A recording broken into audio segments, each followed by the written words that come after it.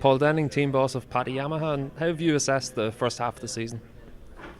Well, it feels like we've been longer here than half a season actually, but challenging really. New project was always going to be challenging, and we got a little bit unlucky that just at the point where we really start to make progress with the bike and the input from Yamaha Japan really start to help the project, we had injuries for both the riders. Obviously Sylvan's more severe than Alex's, but even so Alex's broken collarbone in Sepang cost him the Sepang race, but also Donington and to a large extent Misano as well. But looking forward, the bike has taken big strides over the last 3 or 4 races. As I mentioned, the input from Yamaha Japan has been extremely important, and we're now there or thereabouts, and the areas in which we need to improve are more clearly defined. And I think everything we're doing now is really building towards 2017. Obviously trying to get the best possible results we can over the balance of this season, but really aiming at challenging the established championship contenders for 2017. It's obviously a big change to move from Suzuki to Yamaha as well. How have you found adjusting to a new bike?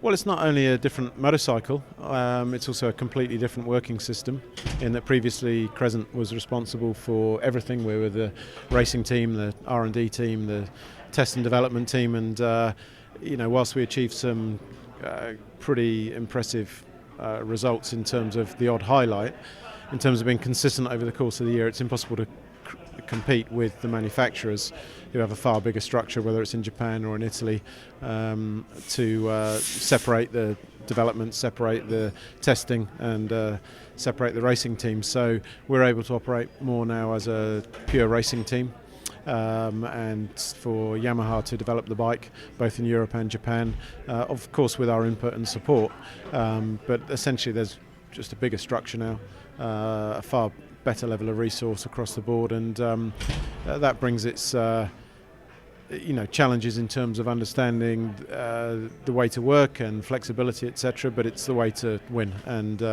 we still have to make more improvements going forward as a complete structure, the team, Yamaha, etc. But those improvements are starting to come on stream now, and I think we'll see a big step forward over the rest of the year.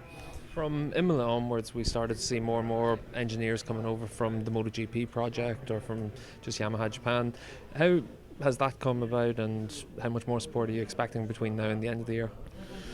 Well, of course, Yamaha Europe is a subsidiary, i.e. a part of Yamaha Japan. When the project began, Yamaha Japan was very involved particularly in the new Spec ECU in MotoGP. Their engineers were very, very focused on making that work, and obviously they've done an amazing job looking at the results of Rossi and Lorenzo this year in MotoGP.